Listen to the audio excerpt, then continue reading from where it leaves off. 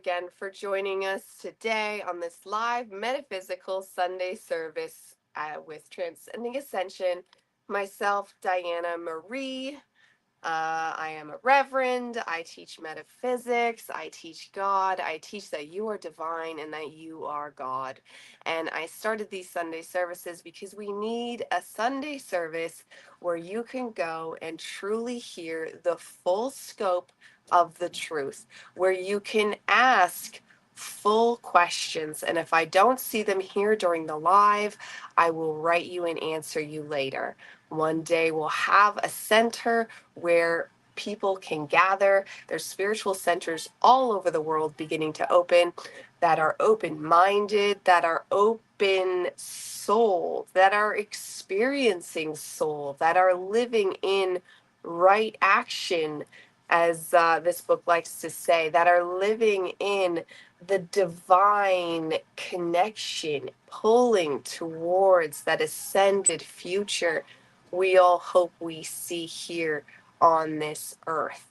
So, during these Sunday services, I like to keep us focused by using A Course in Miracles, a book that could be called a new Bible, but I don't think we should have one set Bible because there is so much material that is valuable for us to read. This one's fantastic because when you're seeking to be spiritual, one of the first things we really need to do is to get a handle on the ego, because if you don't have a handle on your ego, you can't really fully be spiritual, because the ego is almost the opposite of that, because it's the part of us that was made for us to be in separation. So God did want to come down here and feel independent, so that required separation, because we are all one. We are all that one same God being.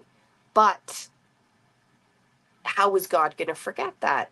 He basically, he, she, it, the all, whatever part of God that came down here, because there's the all of the all, in case you don't know, that it is all of existence. And from there, it's said that the ultimate all that is all is more of an it. If anything, you'd have to call it female, because it did the first birth. It birthed the Father. The Father came out, looked around, thought it was all that there ever was, and then it birthed the first mother. And then they just kept birthing and birthing and birthing. And the flower of life shows this too, in a geometric shaped way, where you just like cells dividing, and they kept over and over and over again, cells dividing. And these first creations were all godlike beings, and they emanated out of each other and then decided they wanted to create their own creation. So we have many layers of what God truly is for us. But when we're trying to embody the all that is all, I always go right to the all that is all, because it encompasses everything. It encompasses that all space. The all is mind. We are the thoughts of God. We are the mind of God. So the ego that we try to overcome now is not necessarily evil. It was put into place so a certain set of gods, or even the all that is all, wanted to feel individuated. It wanted to feel what it's like to be just one person. Just one person. What did that feel like? It turns out it went horrible. I don't know if every experience with an ego separated creation turns horrible, but it did in our case. And we're returning back to a place of oneness. The age of Aquarius is going to bring us back to a space where we start to embody more that we are all one, that we are part of that all that is all. And this book, which we'll get to, I think we're on chapter 8, will teach us step by step on how to overcome that ego space. Hello to you too. Because this is what we need to start returning to our God-centered self.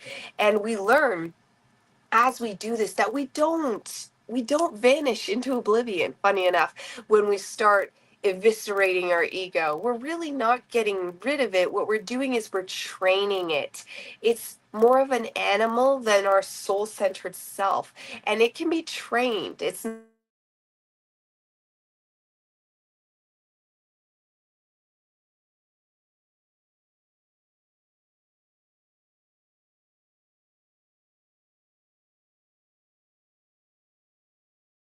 on. Oh, we're back. Good. I was just going to go for a sip. And we'll dive in to our chapter today, which is My Mind is Preoccupied with Past Thoughts. If you haven't for these lessons, it's ways that we retrain the ego right from the get-go. We started with our perceptions of objects and realizing we don't think anything we prior knew is not what we think it is for the reasons we think it is. We have so many preconceived notions off ego programming, and that program comes from so many varied sources. We don't need to worry about the sources. This book is genius at overriding that programming just in the simple way it's written. So here we go. Lesson 8. My mind is preoccupied with past thoughts. This idea is, of course, the reason why you see only the past. No one really sees anything. He sees only his thoughts projected outward. The mind's preoccupation with the past is the cause of the total misconception about time from which your seeing suffers. Your mind cannot grasp the present, which is the only time there is. It therefore cannot understand time and cannot, in fact, understand anything. The only wholly true thought one can hold about the past is that it is not here. To think about it at all is therefore to think about illusions. Very few minds have realized what is actually entailed in picturing the past or in anticipating the future. The mind is actually blank when it does this because it is not really thinking about anything. The purpose of the exercises for today is to begin to train your mind to recognize when it is not really thinking at all. While thoughtless ideas preoccupy your mind, the truth is blocked. Recognizing that your mind has been merely blank rather than believing that it is filled with the real ideas is the first step to opening the way to vision. The exercises for today should be done with eyes closed. This is because you actually cannot see anything, and it is easier to recognize that no matter how vividly you may picture a thought, you are not seeing anything. With as little investment as possible, search your mind for the usual minute or so, merely noting the thoughts you find there. Name each one by the central figure or theme it contains and pass on to the next. Introduce the practice period by saying, I seem to be thinking about apples. Then name each of your thoughts specifically. For example, I seem to be thinking about Samantha, about her car, about my sadness, and so on. So name a person, name an object, name an emotion. It really is opening the door for you to name almost anything here. And so on. Concluding at the end of the mind searching period with, but my mind is preoccupied with past thoughts. This can be done 4 or 5 times during the day unless you find it irritates you. If you find it trying 3 or 4 times are sufficient. You might find it helpful, however, to include your irritation or any emotions which the idea for today may induce in the mind searching itself. So that's our lesson today. I love that, and I love that it mentioned the irritations. So I hope someone remind me to get back to the 4th dimension because that's vital here with the way it's speaking of thoughts. But the irritation is something I want to warn you about because that irritation that comes up when you're doing anything that's going to circumvent the ego, especially in the beginning. Is that the Physics by Consciousness by Ivan Antic? I do an audiobook on that, and he would be what my religion was, if I'd have to name one, to that question there. The anthropic principle and the all is mind. I study everything, absolutely everything, but he really nailed it. He's one of my favorites, but so did this book. So, to stay focused. Today, with the thoughts and the irritations and the ego will, it's like a little biting dog. I once read a thing, and I've told you this before if you follow along, that give your ego a dog. And everybody has different personalities. My ego was a Pomeranian, a little nippy, yip, yip, yip, yip, yip, yip, yip. I love Pomeranians, the dogs, but as an ego, it helped me see it, helped me almost laugh at it, because in a good way, you want to be able to laugh at the ego because it acts so serious. It acts like, what are you doing sitting here thinking about this? You have important business to be getting to. And it'll just, or it'll easily say, this is stupid. Because the way the daily lessons take you through, it can seem silly. It can seem like redundant. Why are we doing this? Especially in the first few days when you're just like, a door is not a door, a chair is not a chair, and you're doing that every day in different ways. It's very easy for your ego to be like, oh, we're better than this, and cut you off and get you to go do something else. And it says don't let yourself get irritated, and there's a good reason for that, because it wants you to actually go through these lessons every single day. And if you let yourself get irritated, just like when you push a diet too far, what you'll end up doing is sabotaging the whole thing. And it'll move past the ego and it'll get into your whole embodied self. And you'll get yourself to just throw down what you're actually doing. And that'll be that. And you won't return to the book because you'll get yourself too worked up about it. So it's best not to let yourself get too worked up about any of these one lessons, because it's going in microscopic baby steps. So you'll still, like last week we talked about, basically that it finally brought in, or that might have been the week before, about this is all about past perceptions, and now we're digging that out, and it keeps taking you little step by little step, digging further and digging deeper. So right now, the way it talked about the thoughts, and the way it said it could be any thought, it could be emotions, it could be this, it could be that, and it does say it's an illusion. And this is where one thing where the Course in Miracles, it it's written in an earlier time, and it's written like it's from Jesus. So in some regards it is genius, but I want to expand on that and talk about your thoughts here, because your thoughts are actually not nothing.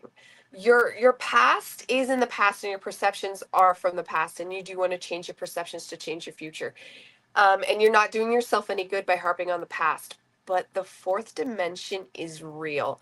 And your thought ability is coming from the fourth dimension. The fourth dimension is one of the biggest dimensions there are. So your entire thought ability can come from the fourth dimension. Now, what does this mean? This actually means that as we grow stronger in our mind power and in our ability to control our own thoughts and to be the captain of our own ship, so removing the past perceptions and making everything linked to the past or nerves about the future, right? In that now space, you have the power to call in whatever thoughts you really truly want, anything. And then that's going to help you build a better future. The all is mind. The all is mind. This is so deep and profound, and I repeat it, and it sounds like, oh yeah, we know. Yeah, we know. I heard it. No, no, no, you don't. Because, like, it's so deep, because even I don't. Nobody truly understands the depths of the all is mind, or else we might stop even existing as a human. Like, there's actual limitations, and many of them placed on us fully comprehending this, because it's that profound. And this is how you get miracle cures and miracle manifestations, for those moments that you actually align your intentions with the true depths of the power that you hold within, because it's vast. And this is really the goal. This is where we're aiming. This is why I want to remind you every single week. I'd love to do it every single day, that you are God, because the depths of this is so profound. So with your thoughts, you collect them however you want. Like, the fourth dimension is limitless. It holds every single storyline there ever is in an etheric way. And then what gets printed out in physicality, like the third dimension is purely physical. The fifth dimension is on its lower end still physical in a partial degree. Mostly it's still very physical. But as you go near the top, that's when you're looking to jump out into just etheric angel living again. But a lot of beings, apparently us included, want to be physical, not 3D, more 5D. So what does that mean? That means we're already, because we're switching to 5D already, we're already in the fourth dimensional realm. It's why we can dive into thoughts like you wouldn't believe, why people can sit around and just lose themselves into fantasy, how writing exists. Which I love. How, like, any fantasy, Dungeon and Dragons, all these worlds that we think are imaginary, the beautiful world of Harry Potter, like all these deep worlds J.R. Tolkien brought us, like they're fantastic. C.S. Lewis, any writer here. But I'm speaking specifically of fiction because where do you think they're getting that from? The fourth dimension. And guess what? They're either pulling that out of something that already existed in the fourth dimension, or if it didn't for some reason already exist there, they're creating it, because that's what we do as creator beings. So anything you want, if it's not already existing in the thought realm, well, you just made it exist. And now it's there because you're a creator being. And as a creator being, our first steps into manifestation, and we talk manifestation, but when I talk manifestation, it's not to manifest a car or manifest a house. That's all possible. But manifestation is being the captain of your own ship and creating your own life. Because if you are not actively manifesting every step of the way of your day, then you are just riding the waves of somebody else's manifestation. Because this entire game is all about manifesting. It's all about creation in a physical way. All of God is really about manifestation, because that's what God is from the get-go, was a manifestation of a higher, like that first, when we talked in the very, very, very beginning, how all of existence that just already was is either like an it or more of a female being of the true complete all that is all. And then out of that popped the father, and the father popped the mother, and then they started popping other beings, and it just continued on in that geometric pattern until we just kept manifesting, manifesting, manifesting. And manifestation is about being in stillness. No, being in stillness are being in stillness. Being in stillness are awareness. Awareness will help you manifest. Manifestation is creation. It's the creation of everything, of anything you want. So in life, like if you simply want to be happy, you manifest that. If you want whatever you want, everything you do, walking down the street and the things you're going to see, you could walk down the street blindly, or you can set intention. Abraham Hicks talks about segments. Now, trying to remember to do that every point in your day is something else. But actually doing it anytime you think about it, anytime you think of something you want, set an intention for that segment. And that she says every time you leave a room, set an intention. So right now I'm filming this show, set an intention that I want it to be clear, that I want it to be engaging, that I want the message to be understood, that I want most of all for something deeply and profound to be learned on both ends. I started teaching because this book told me it would help me learn more. It would help me learn more. And then naturally in Chinese astrology, I'm a rabbit, we're the teacher, and it just flowed from there. So this all has that intention coming through of the segment of this show. But then after the show is done, I'll have a new segment, and I will set the intentions that I want this to go well. I want the food I'm going to make to work out well, or the room I'm going to clean to go well. And however that intention is going to be, if I'm going to get in the car and go drop stuff off at the thrift store, I want that drive to go well. I want that trip to be speedy. I want the kids to behave. And you just start first by setting the intention, because that's first with manifestation. You have to set the intention. But then you have to live from that. If I set an intention that I wanted a peaceful day with my children, but all I did was yell at them, does that look like I'm doing my part with the intention I set? No. So it's both. Intention is always finding that place in the fourth dimension of what exists that you want, because it will. If it didn't already exist, you're going to make it exist easily. It just, as soon as you think of something, you found it or you made it. And then from there, you hold it and you act upon it, and you act upon it. And you just continue holding the intention as you act upon it. And it's just that beautiful dance. It's just that continued flow. And that's manifesting. And right there.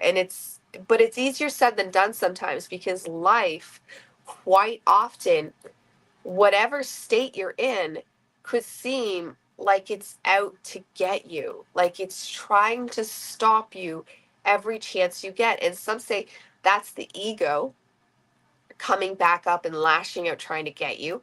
It's old negative entities that are lashing, because when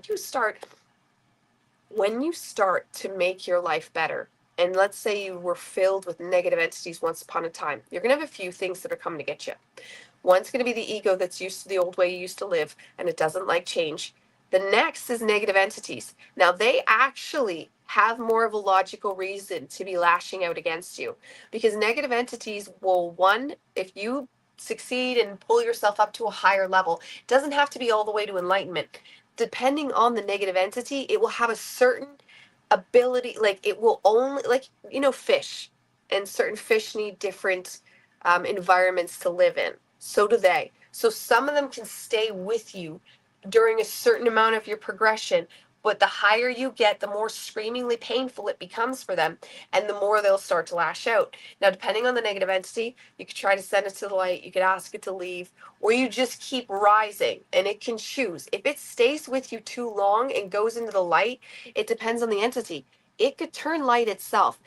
This is an old occult teaching, but old occultists, especially those that were, if you know about chaos magic, collecting yourself a bunch of demons, what they would call it, a bunch of negative entities, and then rising yourself into the light. Now all of a sudden you have a bunch of angels, because the good chunk of demons can actually just flip to be angels, because they're the same thing, polarity. They are the same energy source on different ends of the spectrum. So what'll more likely happen is those demons will turn into angels and start working for you. But as they're going through their boiling beaker, just like us, when we go through that alchemical boiling beaker, they are feeling excruciating pain, and they will lash out, and they will cause problems. So you just almost have to be ready for that, and to not let it knock you off your path, especially when you're earlier on. And things, I always say this, but things like salt baths, deep meditative prayer. I never pray in a Father, where art thou, help me way. You are God, and you should pray as such, not like to yourself in a worshiping way, because we are each individually as important from the God part. So it's from a full place of embodied power of your own divinity. And it's centered awareness, as we mentioned before. Yes, awareness, exactly. Yeah, life happens. And exactly. So you want to hold awareness, because when we hold awareness, that heart spark, which I mentioned, is actually what you want to activate. Activate, we talked a lot about that last week. Activate that heart spark place, and it's going to help those demonic entities switch to the light. And then you have more angels, and your angel team is bigger. It's your aura becomes bigger. Your aura becomes brighter. Your powers become more. And your ability to manifest or to control environments, it just keeps progressing the more you go. Sometimes it feels like you've hit a bottom place again, but that's because, if you know the spiral of DNA, okay, and we know the tree of Kabbalah, which it's not full in itself. If you know, there's other people that see a fuller tree of life, and I see that as well, a bigger tree of life, that's never ending and always expanding. Okay, so when you reach the top of one layer, though, you will feel like you're God, you've ascended, you are there, you've enlightened. But then, like that, you'll be at the bottom again. But you're not at the bottom of the same level. You've made it through to the next level, but you're at the bottom of the next level. And that's going to come with new sets of trials and tribulations. And then you got to start climbing all over again. And when you're near the bottom, you'll be like, oh, why do I have to do this again? But as soon as you get up just a couple rungs in that new bottom space, you'll start to see in the middle, and then you'll be like, oh, and new perceptions of new awareness, of new layers of existence are now showing themselves to you. And you'll realize, oh, wow, okay, I'm on the next layer. And if you're anything like me, every time you find yourself on the bottom again for a second or two, it gets shorter amount of time every time. You're like, oh, no, what happened? I'm at the bottom now. And then you're like, oh, yeah, oh, I get it. Never mind. Never mind. At least now when it happens and I feel the same feelings, I have the thoughts of knowing, just wait, just wait. As soon as you get through these trials and tribulations, you will break through to new layers of understanding, and that comes with new psychic abilities. Like, people cannot hold secrets around me. I instantly know. It's hilarious. It's so many simple things, and it's not magic like TV shows it, but it is so magic, and it's almost like more magic, but it's the kind of magic that's hard to explain. Synchronicities, which Carl Jung wrote an entire book on, and talks about it being the foundation of a divine connection, because synchronicities and the way they show, like, sometimes it'll look like the universe is unfolding specifically for you, because it is. This is how we each and every one get to be the ultimate divine God, is because of timelines. In your timeline, you have the opportunity to be a divine God. You don't have to have your own timeline. If you don't want to wake up like all the sheeple, then you're clustered. This is why they want your brain power, because they want your brain power behind their timeline. But that's just them being scared and lazy and don't see themselves as a divine enough being, because that's not necessary. Nobody needs followers or worshipers or sheeple or constituents that follow and give you energy. You don't need that. When you're connected to the highest God source and your God spark is activated, all the energy you need is there for you. Is it easier when you have other people? Yes. That's why one day I do want to have a spiritual center, but not where any one person is the leader, but where we can all come together under a golden building and meditate together, have sound healing together, have all these certain things together that exists in spiritual places. I'm sure, like Sedona and LA used to be spiritual, though LA is weird. But Boulder, Colorado, and Texas is apparently becoming very spiritual. But these things are growing. Burning Man, that yearly thing, the yearly ritual they do. These powerful, powerful events, especially when done on powerful energetic sites like ley lines, will help us and push us forward and help us advance faster. So yes, there is ways we can advance ourselves, yet at the same time, we don't need to let the lack of that stop us whatsoever, because when the chips are aligned, the chips will be aligned, and doing it in divine centered authenticity is the way you want it to be, because all those people siphoning power from other people, their day will come. Karma's karma, cause and effect. They're not going to get away with anything. And neither will the sheeple. They're not victims either. They willingly give it away, because you know that feeling. We've all maybe had our sheep moments. And if you haven't, you've been a child and you've had parents and you have that feeling of, yes, thank you, mommy and daddy. Take the lead. Take the lead. You want somebody to take that lead, to take care of you, to hold you close, never let you go. Like that feeling, right? Keep me safe. This is what doctors use and politicians use to get them in.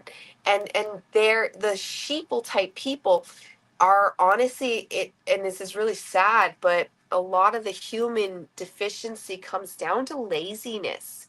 So you have your couple malevolent people, but all in all, the majority, it comes down to laziness. And even your middle management malevolent people are still on the lazier side, because doing things the good and honest way can seem harder. But in the end, it's going to be for the good, because in dimensions, if you know about them, and the law of one speaks of this, but it's not the only one, but the law of one is the one that most people know about. You can only get max, some say 5D, some say 6D. So, but either way you want to cut it, 6 to 5D, call it a ratio that you can be within. That's as high as you can get if you're evil. You don't go any higher. You can't return back to source, to the all that is all. You can't experience the bliss realms. So, like, if you are on an evil soul path, which very few are, some 1 to 5%, that's it, are actually on a truly soul-centered evil path where like they want to be evil. Everybody else is just making a mistake and being lazy. So that's sad for them, but they're knowingly doing it. They know. There's always that space of knowing. Every time we do something wrong, we know it. And there's only about 1 to 5% that's doing that wrong thing. And they're like, yeah, like that's what they want. And good for them. Sure, go ahead. Okay, because they're going to keep going, well, I guess down, but they're going to keep going that evil path. Yay for them. But then they're going to hit a wall. And then they're going to get bored.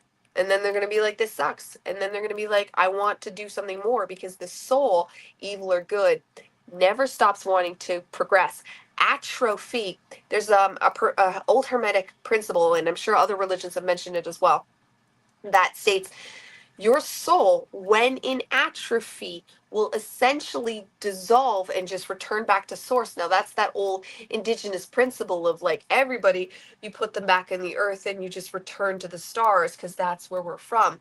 The body does that, but your actual soul has its own journey. It's going to continue on with. You continue on as an individuated person, more or less, depending on the work you do on yourself. So the more work you do in this life, the more you independently continue on from life to life to life. Eventually, the ultimate winning goal would be being a God being ourselves. Now, everybody has their own mission. Maybe you want to return. It doesn't matter. That's up to you. I want to be an individuated soul, and I feel like most other people do. And if you're watching this channel, that's the kind of thing I'm trying to teach you to do, is to create not just a good life in this life, but not just to go to heaven. This isn't just heaven we're talking about. We're talking about staying a divine being, to grow into being a fifth dimensional creator being in a world that is not predominantly torture. Because right now, and you could say, oh, it's whatever you make of it, it's just see what you want to see. Yes, and you do have to do that. That's almost like an enlightening, I don't want to call it a chore because we want things to be in a divine light, but it is something that is required of you if you want to advance. You're allowed to feel sad because that's authentic, but at the same time, you do need to find and see the divinity in everything to help it grow, so that everything will be more divine, because eventually we are to return to a world, because we've been there before, that it would not like it's going to be identical, but return to a world that is peace and love and good. And apparently we're going to see it in this life. And that is what's foretold. And we are seeing, we're in that splitting part where it's foretold it's going to be chaotic. It's going to be horrible. Those of us that are awake are going to avoid a lot of the hardships, which I know. I mean, I'm not into politics, so you know, that that's not something that usually ends up affecting me. Even now, I could give an example of what Trump's done with the tariffs on Canada. For just a minute, I was like, oh God, I was kind of like liked him. Not that I like politics, but I like the free speech aspect. I like the people he's putting in there. I like that he had Jordan Peterson there, because Jordan Peterson is a being of the divine. It's not about politics with him. It's about truth and authenticity and finding your divine self and getting all of us that were down and depressed about the world to get up, to clean your room, to do something about it in any capacity you can. So I thank this book, but I also thank Jordan Peterson, because he's also the one that was like, you can't just sit around and boo-hoo that you don't like the world. You have to get up and actually do something about it in whatever capacity you can. And you continue to learn and find that capacity. And there we go with manifestation again. But anyway, so Trump, the tariffs, and I was like, oh no. And then I remembered that like a couple of years ago, when I forget what the issue even was, I was like, because Canada has no personality. It's just the, and that's why I think they got so wrapped up in the wokeness, because they got very, very, very woke. They still are, but that's finally blowing up in their faces, and it's been continuing to ever since the trucker thing. Though the majority would, it's still hush hush, and I will spare you the details. But if we have these tariffs, then groceries become basically unaffordable for us, because inflation was already huge. And as a person that liked to live organically, oh my God, you should see my grocery bill. It's astounding. But now with that, it's like, okay, wow, what am I going to do? I go, and then it just hit me. Finally, the same reason why I wanted them to stop trading with America, Canada can just grow their own stuff, which we grow a lot, but we ship a lot of it away. We can start getting into expanding more, because when the people that grow their own stuff, they grow potatoes and they grow pumpkins and they all grow the same stuff and then sell the same stuff. Well, if we are in a world where everybody starts to grow more stuff, then people are going to need to start growing different stuff. And greenhousing, we have tons of greenhouses. Like, the infrastructure for Canada to be independent is already here. The problem is we ship a lot of it away, or they're growing all of the same stuff. So stop growing the same stuff. The technology is here that we can make greenhouses that grow our own oranges, that grow our own avocados, all the things that we're going to soon have very expensive, and we're going to need to look for alternative solutions, making our own stuff. Like, Canada doesn't realize how toxic America makes stuff, and they buy this stuff without realizing that, because they think, oh, we're so much better. Not that Canada's perfect, but it's like, if we actually started, because you don't know what's in your food until you look at it and you make it yourself, and then you go, oh my God, yeah. So if they were actually to start making it, it would just help us grow so much personality, grow as a nation, and be independent. Like, if they're not going to let Trump, because I was for Trump buying us, because I think the whole world should be one. And if we were all to become one, because North America is a project of the divine. North America was set up to be the new Atlantis and to play out that story again. And it wasn't just supposed to be America itself, it's supposed to be all of North America. So we actually are supposed to be together.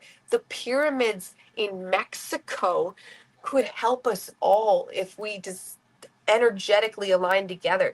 Like how they have Egypt on the other side, and that's powerful and that's amazing. I've been to the pyramids in Mexico and I got to walk on them back when you were still allowed. Apparently you're not allowed anymore, so I was handed a moment there. Thank goodness my brother-in-law got married there. So that was fantastic because we got to go there and have that moment, swim in the sacred waters that were underneath, and it's just all these things that were just chanced to accidentally, there's no such thing as an accident, accidentally happen. No, that was divine. And I see the jungle. When I see my future, I see the jungle. So I don't know what that means, but I'm seeing an alignment happening there with all of North America, and in some way, in somehow. But in the meantime, because we're looking at always finding the brighter side, in the meantime, if it means Canada has to buckle down and become more independent, because talk about wanting mommy and daddy to take care of you. Yeah, they kind of just don't even bother being like, hello, Trudeau's embarrassing. That's what? And why does no one just go remove him? He said he was stepping down, and I told everyone, no, he's not. Did you actually hear what he said? No, he's not. He put Parliament on hold for 3 months so they couldn't take him out of power. Said he was going to step down when it came back on, except meanwhile, he's still acting like Prime Minister and doing deals internationally. That's not stepping down. That's tricking you all into staying into power. But they all think, okay, like sometimes the what's going on in this in the stage of life can seem frustrating ish, or it's just embarrassing. It's almost laughable if it wasn't your own life. Like, not that it's dangerous, Canada's very safe, and that's the one thing, but safe to the point of atrophy, which we mentioned before. Atrophy, I could honestly, and I don't want to say anything disparaging, but a lot of Canadians should be more worried about, like, they're moving towards atheism because it became so multicultural that if you were a Christian, you were somehow racist just for being Christian. I'm not Christian. I was raised atheist. So I see the darkness that comes from atheism. That's not the correct answer. And I'm all for multiculturalism. I love that we are that mixing boiling point for the earth, because I think that's fantastic. But that means actually mixing. That means the Hindus and I know the Hindus would have this conversation because they're very loving. Hindus and the Christians having a conversation. Instead, I was going to a Christian church here for a while. And what made me stop is he started preaching that the Hindus were evil. He didn't mean the people in our country. He just meant that that religion was evil and darkness. And I was like, I am done, because you have never researched this once in your life. And he was young. He was like maybe a couple years older than me, like, and also Sagittarius. So you should know better, because we are the philosophical ones. We're the ones who are supposed to embody all ideas. We are the ending point that is supposed to print out all of what the accumulated knowledge is. Yeah, exactly. Very weird to hear from a church. Exactly. Why would you say, and especially someone so young? If it had been a super old person, because my dad says some stuff and it's like, I never see him though, to be fair, so can't even use that as an excuse. But honestly, if a really old person said something, I'd be like, ugh, cringe. But when a young person says something, no, not okay. You should know better, and you are just not educated. So removed myself from the situation and went and became a minister myself right after. Joined, got a degree in metaphysics, still working on my master's, and when I'm finished, I'll be a doctor in metaphysics. Super cool. And in the meantime, I'm a reverend, so I love it, and it's fantastic. So the divine still does things to push you forward. So having that moment for me pushed me into being a minister now. So it was definitely divine and meant to be, but still looking back, like, no, because there's no reason. Jesus is great. Krishna and Jesus, the Christ, probably the same energy. So absolutely loving that there with the pairing. Why wouldn't you pair those together? And all religions can find common ground. But I just, right there, those two pair together beautifully. And I will end this here because I feel like we did some fantastic work, and I hope I'm touching you in a way. Like, I know I go all over the place because I have an open throat, which is apparently rare if you study human design, which I do, and I always push people to study their human design and their astrology in every deep facet, because knowing thyself doesn't have to be so hard. God, the all that is all, sent us down with a blueprint. And Gene Keys is great too. I'm not as learned in that. I've read mine. It definitely lines up. But I want to be, I need to be an expert on astrology first, then human design, and then we'll get to the Gene Keys. And he even said he wrote it for the future. So I have some years before I need to be an expert in that. But learn these things because they help you pull in and know thyself. It helps you forgive things about yourself, like my open throat and the fact that I talk all over the place. But it's actually why I can see all perspectives and pull them in and print them back out into a unified ideal. That's thanks to my open throat. I'm very, very, very open in most of my centers, but the open throat is apparently very rare. So that is now a superpower to me. What used to get people to roll their eyes at me and go like, "What are you saying?" Now that I know this, I just roll with it. I try to remind people why I'm saying what I'm saying, because sometimes people don't understand why I'm saying what I'm saying, because I was talking over here and now I'm over here.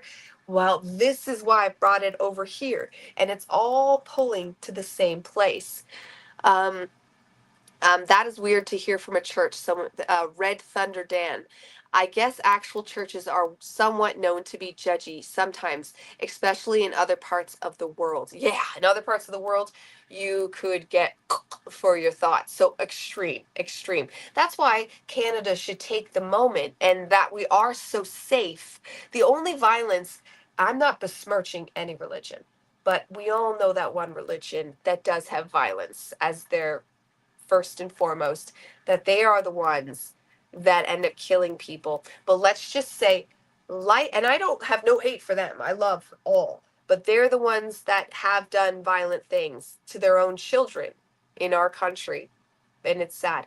But they also produce the Sufis. The Sufi mystics come from them, and they are one of the most. Rumi is a Sufi, so it's funny because the polarity, it brought out one of the most beautiful mystic sects of the Sufis. So it's still, the divine will always find a way to produce magic. You know, the lemons out of baked lemonade. I saw funny on this on today. So I saw this funny thing yesterday that said that lemons are not natural. We made lemons out of bitter oranges and this fruit called a citron or something. Humans made lemons. So when they say when God's heads use lemons make lemonade, we invented lemons. The human, older humans. So let that show you what we are capable of. We made the lemons we talk about. We can make anything. Our manifestations, our controlling of our thoughts, our allowing, realizing this fourth dimensional, my dog's coming up, realizing this fourth dimensional portal, oh my God, this fourth dimensional portal that's inside our mind that we can access at her name's Faith, by the way, that we can access at any time.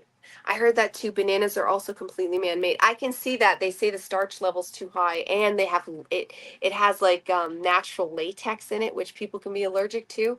That's interesting to know because bananas are they feed us a lot though. Like you could live off bananas, so that's interesting. I like that. Thank you. Um, okay, I will end this here because I could talk forever. But thank you so much for joining us today. Remember that you are divine. You are God. That's why we were here. And live as such. Live like you are God. And that you have control over everything because you do. All you need to do is find the blocks, find the incorrect perceptions, find the past stuck perceptions, find the darker entities. Waterdown in Canada. My husband is from Waterdown. That's interesting. That's very cool. And very close to me. Okay, thank you everybody for joining us here today on Transcending Ascension. I'm Reverend Diana Marie, and goodbye for now.